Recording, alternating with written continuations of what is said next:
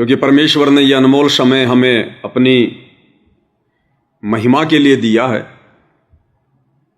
उनके गुणगान के लिए दिया है, शुभ कर्म करके और भक्ति धन इकट्ठा करने के लिए दिया है। हर प्रकार के संशय और शंकाओं से ऊपर उठकर दृढ़ता और विश्वास के साथ सतगुरु की भक्ति करने के लिए दिया है। और यह तभी संभव होगा जब हम अपने गुरु की पहचान करेंगे, जब हम अपने गुरु के हृदय की बात को जानेंगे, सतगुरु के मिशन को पहचानेंगे कि ऐसे गंदे लोक में जो उस परम धाम सतलोक की तुलना में एक गंदगी का ढेर है, कचरे का ढेर है, वहां जाने के बाद इधर देखने का भी मन नहीं करता। जिस प्रकार व्यक्ति लैट्रिन करने के बाद, फ्रेश होने के बाद अपने लैट्रिन की तरफ देखना भी जो है वो पसंद नहीं करता, इसी प्रकार सतलोक की तुलना में ये पृथ्वी लोक, ये किस ब्रह्मांड लैट्रिन है।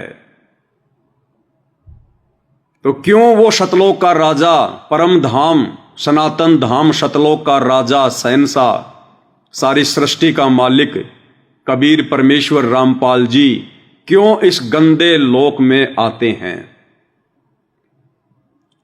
क्या उनका उद्देश्य होता है? क्यों हम आत्माओं को यह आध्यात्मिक ज्ञान देते हैं? क्यों अपनी शरण में लेते हैं? हमें उपदेश देने के बाद वो हमसे क्या चाहते हैं, हमें क्या बनाना चाहते हैं? जब तक हम इन तमाम बातों से भली भांति ज्ञान को आधार बनाकर परिचित नहीं होंगे भाई और बहनों, हम खुद भी दुखी रहेंगे, अपने कर्म फोड़ेंगे और सतगुरु को भी अपने कुकर्मों के चलते, मनमाने आचरण के चलते दुखी करेंगे। उसके लिए परमेश्वर आकर पहले हमें ज्ञान देते हैं कि हमारा इस ये मनुष्य जीवन प्राप्त करने का क्या टारगेट है। तो ये तभी समझ में आएगा भाई और बहनों जब हम ज्ञान की गहराई में जाएंगे, सतगुरु के सत्संगों की गहराई में जाएंगे, जब हम सतगुरु को पहचान लेंगे कि वे हमारे असली पिता हैं, हमारे परमात्मा हैं, हमारे पति परमेश्वर हैं, और उनका इस गंदे लोक से कोई लेना देना नहीं है, कोई कनेक्शन नहीं है। वो केवल हम नीच आत्माओं के लिए जो कभी उनसे बिछुड़कर इस काल के चक्कर में पड़कर भ्रमित होकर इस गंदे लोक में आ गए सजा काटने, इस जेल में। तो सतगुरु का एकमात्र जो मकसद है यहां आने का, हम आत्माओं को वापस उसी परम धाम सनातन धाम सतलोक में ले जाने का होता है। इसलिए सतगुरु यहां इतना संघर्ष करते हैं, इतना प्रयत्न करते हैं। और जब हमें सतगुरु की पहचान हो जाएगी तभी भाई और बहनों हमारा प्रेम सतगुरु के प्रति उमड़ेगा, हमारे अंदर एक चिंता पैदा होगी, एक भय पैदा होगा, डर पैदा होगा कि यदि फिर से हम यहीं रह गए, सतगुरु के साथ नहीं गए, हमें मोक्ष प्राप्त नहीं हुआ, तो फिर असंख्य जन्म जन्मांतरों तक हमारी इसी प्रकार से दुर्गति करेगा ये काल। तो उसके लिए सर्वप्रथम हमने सतगुरु की पहचान करनी आवश्यक है। और जब ये पता चल जाएगा कि मेरा सतगुरु स्वयं भगवान है, परमेश्वर है, परमात्मा है, एक आम संत की लीला कर रहे हैं, भूमिका कर रहे हैं, उसके बाद हमारा प्रेम उनमें उमड़ेगा। और कहते हैं बिना प्रेम पावे नहीं चाहे कोटि समाधि ला। और जब तक सतगुरु में हमारा विशेष प्रेम नहीं उमड़ेगा, रह रहकर हमारी आंखों से आंसू नहीं निकलेंगे, तब तक भाई और बहनों हम चाहे कितनी भी भक्ति कर लें, सतगुरु हमारे ऊपर वो अपनी विशेष मेहर रजा, वो आशीर्वाद नहीं बख्शेंगे जिस मेहर रजा और आशीर्वाद के बिना हम सतलोक नहीं जा सकते। तो सतगुरु की पहचान सर्वप्रथम अति आवश्यक है। तो गुरुदेव भगवान का ये छोटा सा सत्संग है भाई और बहनों, और परमात्मा कहते हैं कि ज्ञान का और घाम का तो चमका सा ही होता है। घाम यानी धूप, जैसे जेठ के महीने में आदमी को हैजा हो जाता है, बुखार हो जाता है धूप में निकलने के कारण, क्योंकि उसको धूप मार जाती है। देसी भाषा में उसको घाम कहते हैं, धूप को घाम। यानी इसको घाम मार गया, इसको धूप मार गई। तो परमात्मा कहते हैं ज्ञान का और घाम का चमका सा ही होता है, चमका सा ही। जिसके ऊपर उनका असर होना होता है वो 1 सेकंड में हो जाता है, नहीं तो फिर नहीं होता। इसी प्रकार सतगुरु का ज्ञान जिस आत्मा ने समझ में आना होगा एक झटके में आ जाएगा, और नहीं आया तो फिर वो चिकना गड़ा है, नहीं आएगा फिर उसके। तो ये छोटा सा सत्संग, और इस सत्संग में कितना अजब गजब संकेत, ये संकेत हमें अब समझ में आ रहे हैं गुरुदेव भगवान के आशीर्वाद से। और इस सत्संग में क्या कह रहे हैं गुरुदेव भगवान? पहले गुरुदेव के मुख कमल से सुनिएगा भाई और बहनों, 21 सेकंड का है, फिर हम इसके ऊपर चर्चा करेंगे। अब तक पिछले तो मैं ज्ञान देख रहा था, तो आज से 600 वर्ष पहले, आज से तो कवि रूप में वहां बाणक रूप में रहा था, तो वो इन्होंने काल के दूत घुस के ये 12 पंथों में इन्होंने उसमें कुछ परिवर्तन कर दिया अपने हिसाब से। क्या कह रहे हैं गुरुदेव भगवान कि जो ज्ञान मैं पहले दे के आया था, आज से 600 साल पहले, बार बार परमेश्वर जोर देकर कह रहे हैं आज से, यानी जिस दिन सतगुरु ये सत्संग कर रहे थे, 2011 का ये सत्संग है, 2011 या 2012 का, और सतगुरु कह रहे हैं कि आज से 600 वर्ष पहले जो ज्ञान मैं दे के आया था।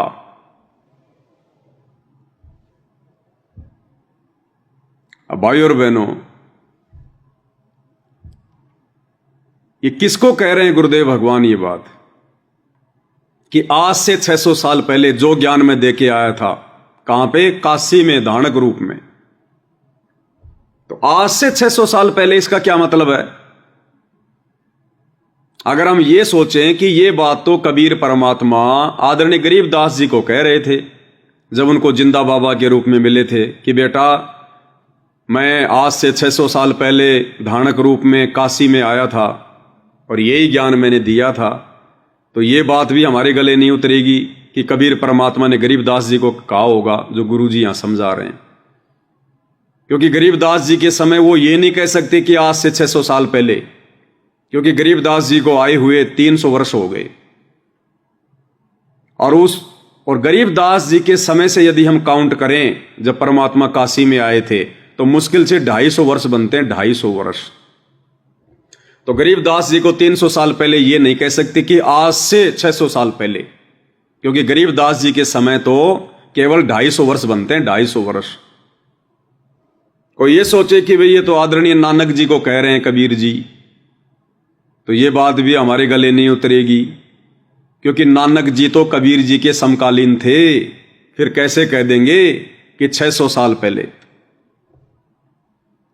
अगर दादू जी को कह रहे हैं तो भी भाई और बहनों 150-200 वर्ष ही होते हैं दादू जी के समय से लेकर।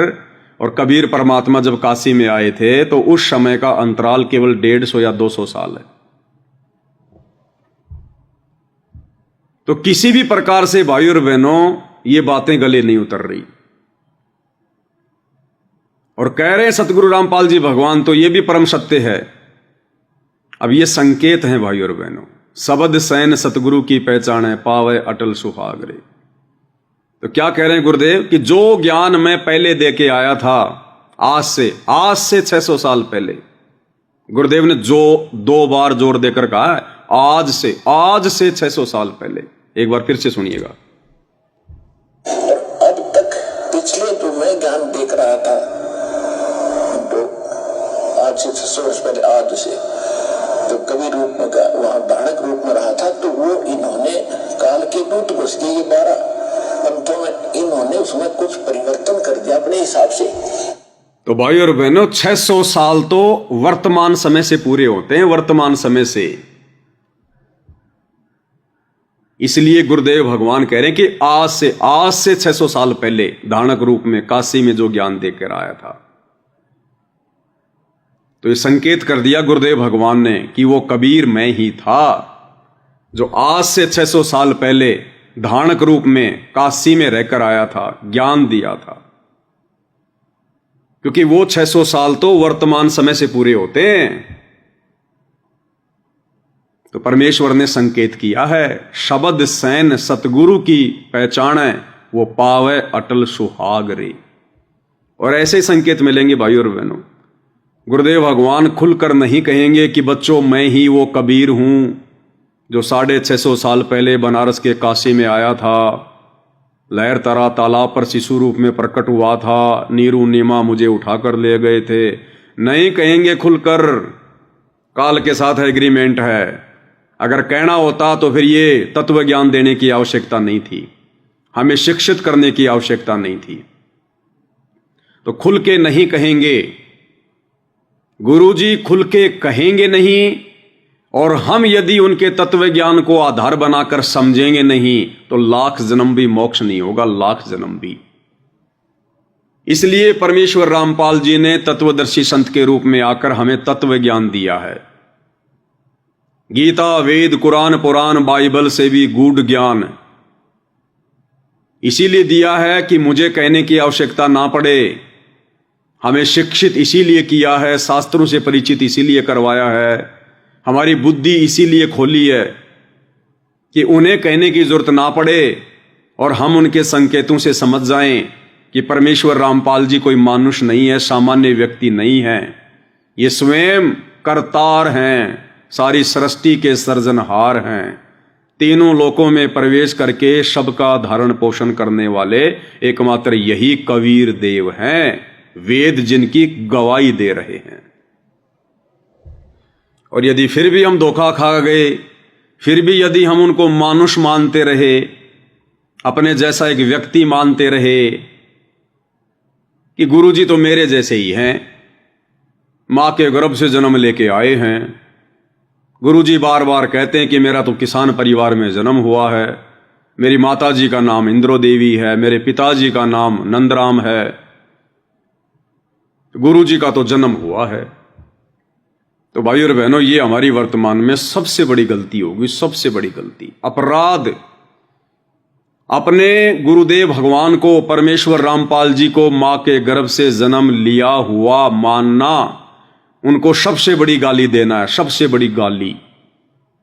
यानी भगवान को जीव कहना सबसे बड़ी गाली है। जीव यानी जिसका जन्म होता है, मानुष जो एक मनुष्य है, जो मां के गर्भ से जन्म लेकर आता है। अपने गुरुदेव भगवान को जन्म लिया हुआ मानना, उनको जीव श्रेणी में खड़ा करना है। यानी पीव को जीव कहना सबसे बड़ी गाली है, सबसे बड़ी गाली। और वर्तमान में 90% संगत ये धोखा खा रही है, और समझाने में गुरुदेव ने कोई कमी नहीं छोड़ी।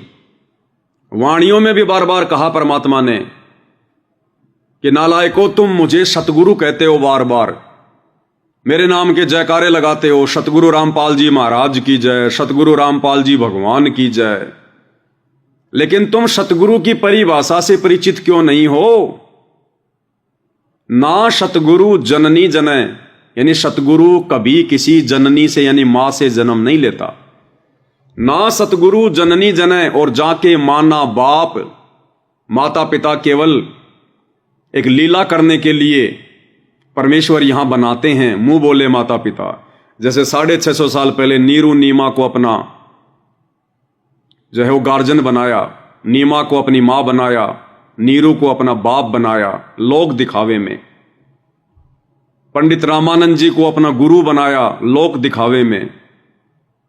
वही लीला परमेश्वर आज कर रहे हैं, लेकिन हम समझ नहीं रहे। और एक सत्संग में गुरुदेव भगवान ने बताया कि बच्चों, 650 साल पहले हमने इस कबीर भगवान को, जो ना किसी मां के गर्भ से जन्म लेकर आया, ना जिसके कोई बाप था, ना जिसकी कोई मां थी, और परमात्मा कहा करते थे, मात पिता मेरे कछु नाही, ना मेरे घर दासी, और जुल्हे का पुत आन कहाया, यो जगत करे मेरी हासी। मालिक कहते थे, मेरे कोई माता पिता नहीं है, मैं स्वयंभू हूं, स्वयंभू। मैंने सारी सृष्टि को प्रकट किया है, जन्म दिया है, उत्पन्न किया है। और ये दुनिया वाले मुझे ना समझकर, ना पहचान कर मुझे जुल्हे का बेटा कहते हैं, धाणक का बेटा कहते हैं और मेरी हंसी उड़ाते हैं कि ये जुलाहे का लड़का, ये नीरू का लड़का अपने आप को भगवान कहता है, स्वयंभू कहता है कि मेरा जन्म नहीं हुआ। तो 650 साल पहले हमने उस कबीर भगवान को क्यों रिजेक्ट कर दिया?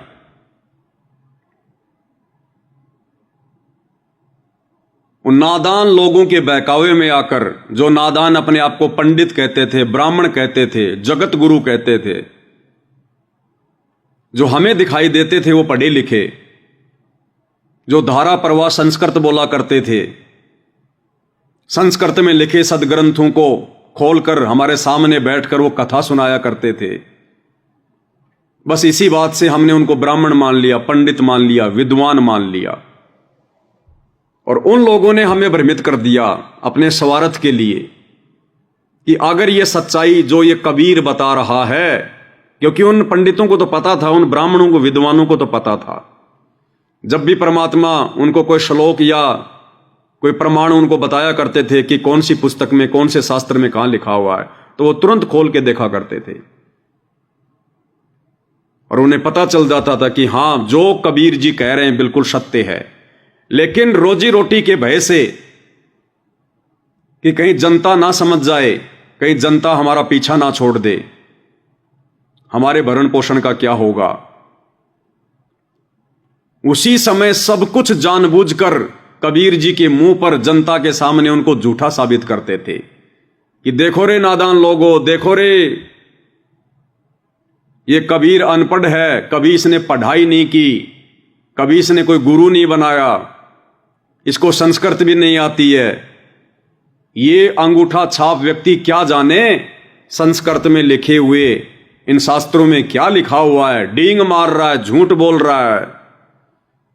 तो आप और हम नादान जो उस समय भी थे, हमने उस कबीर भगवान को, सर्वज्ञ परमात्मा को, जो सारे संसार की भाषाओं से परिचित है, सारे जीव जंतुओं की भाषाओं से परिचित है, हम उन नादान विद्वान समझे जाने वाले लोगों की बातों में आ गए और परमेश्वर को अनपढ़ मानकर कि ये पढ़ा लिखा नहीं है, ये कबीर तो अनपढ़ है, ये क्या जाने संस्कृत भाषा को, इन शास्त्रों को तो वही जान सकता है जिसको संस्कृत आती है, ये कबीर झूठ बोल रहा है और पंडित जी सही कह रहे हैं। तो उस समय हमने उनको अनपढ़ मानकर, अशिक्षित मानकर और उन विद्वान समझे जाने वाले ब्राह्मणों की, पंडितों की बातों में आकर भगवान को रिजेक्ट कर दिया।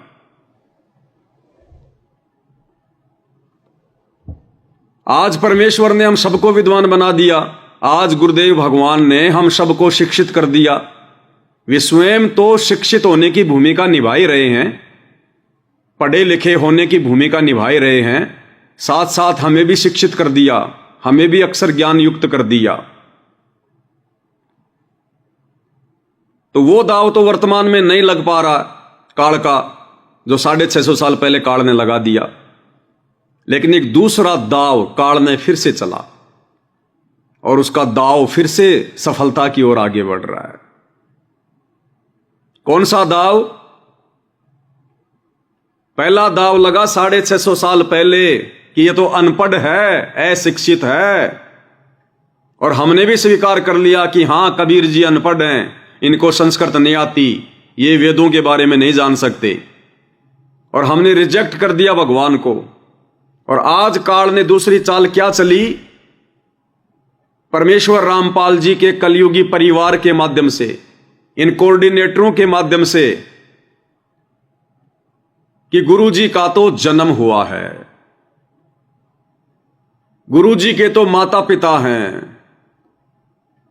देखो रे संगत वालों, ये सत्सेवक कितना झूठ बोलते हैं, ये साध संगति वाले कितना पाखंड मचा रहे हैं कि सतगुरु रामपाल जी 8 सितंबर 1951 को प्रकट हुए हैं, उनका जन्म नहीं हुआ है। जबकि गुरु जी सत्संगों में खुद कह रहे हैं कि मेरा तो जन्म हुआ है, और गुरु जी के तो देखो रे माता पिता भी हैं, गांव धनाना में गुरु जी का जन्म हुआ। तो नादान संगत के ऊपर आज काल का यह दाव फिर से लग गया। और गुरुदेव की ज्ञान की गहराई में ना जा पाने के कारण, पिछले भक्ति संस्कार कमजोर होने के कारण आज 90% सतलोक आश्रमों से जुड़े हुए भाई बहन इस बीमारी का शिकार हो गए। और सबके हृदय में यही बात बैठी हुई है कि गुरुजी स्वयंभू नहीं है, गुरुजी परमात्मा नहीं है, गुरुजी कबीर जी नहीं हो सकते।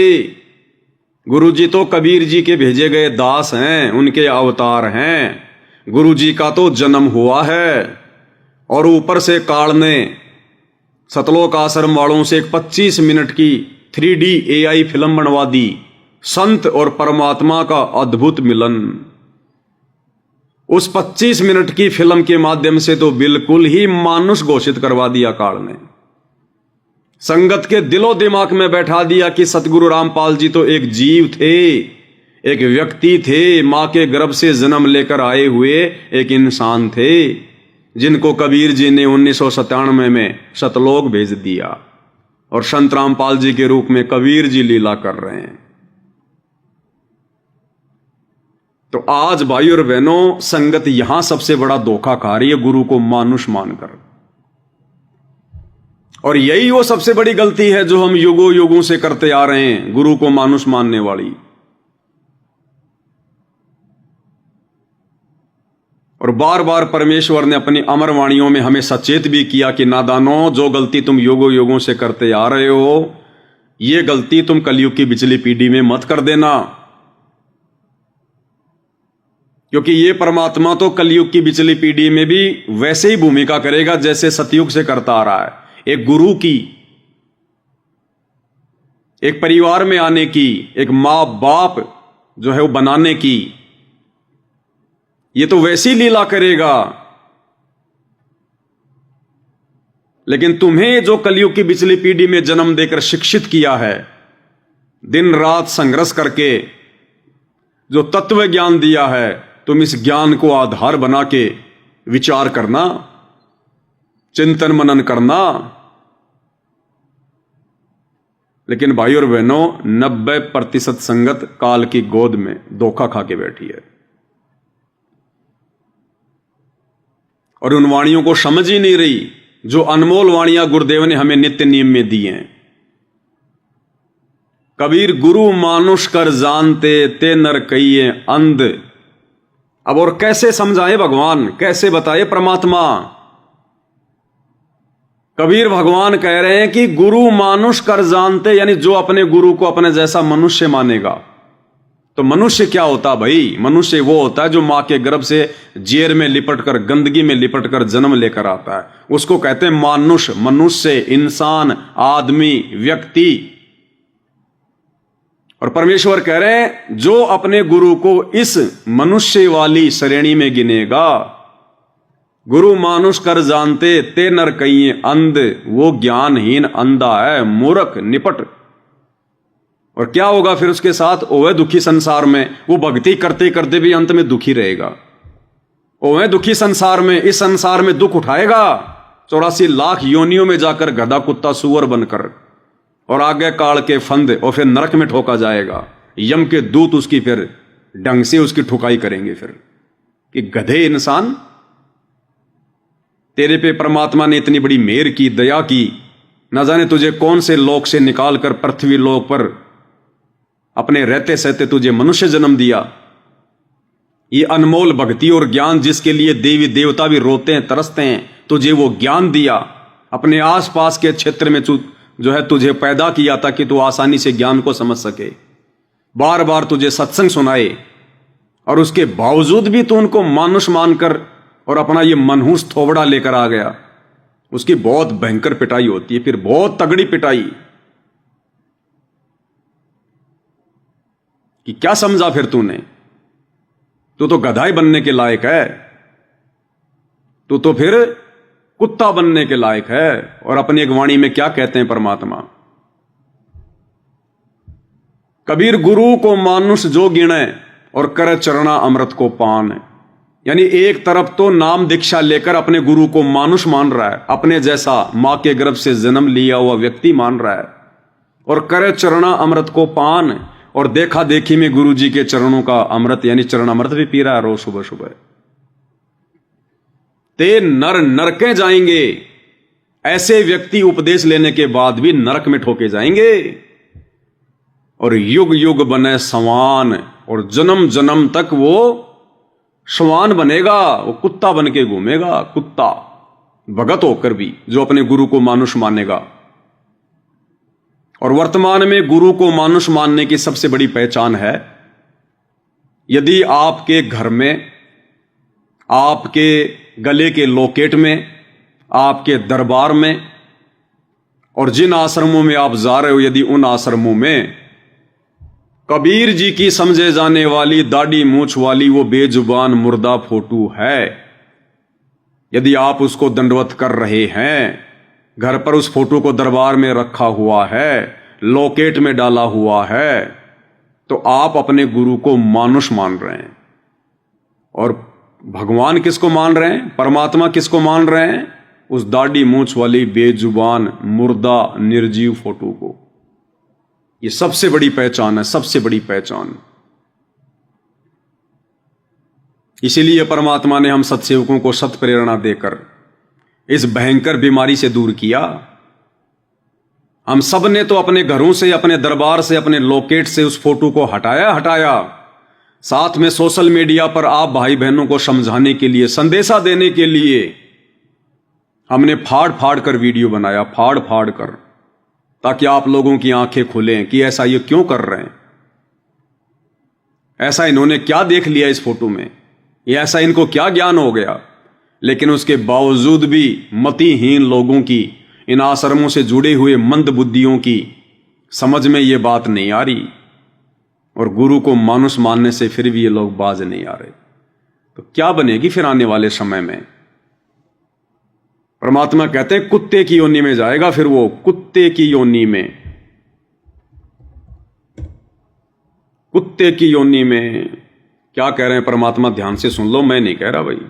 गुरु और परमात्मा में कोई अंतर नहीं होता, जब तक दो समझ कर चल रहा है। कबीर साहब कहते हैं वो कुत्ते की योनि में जाएगा।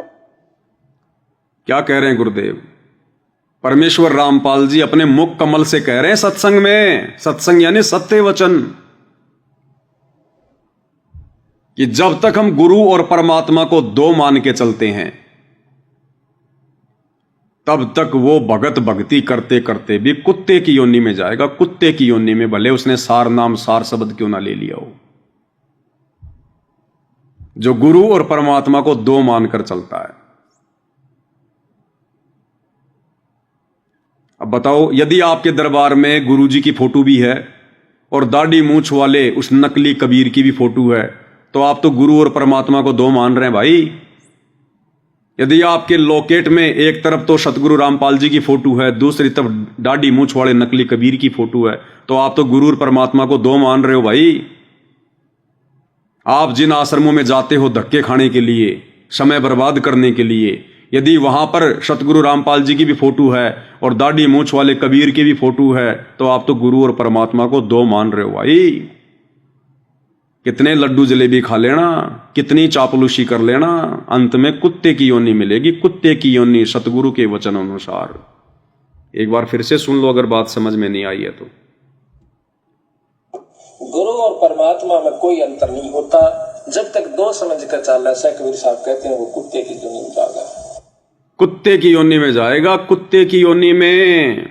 ये परमेश्वर के अमर वचन हैं।